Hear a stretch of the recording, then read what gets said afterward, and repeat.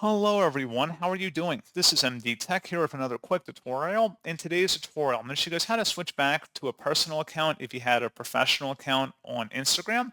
So this should hopefully be a pretty straightforward process here, guys. And without further ado, let's go ahead and jump right into it. So all you have to do is open up your profile page by selecting the little profile icon on the bottom right, and then select the hamburger icon in the top right corner. And now you want to scroll down here.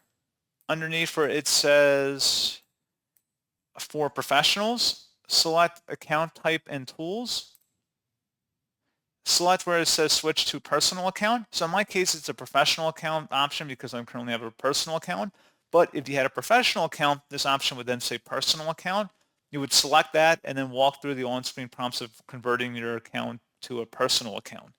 So pretty straightforward process on that, guys. And as always, thank you for watching. I do hope that I was able to help you out. And I do look forward to catching you all in the next tutorial. Goodbye.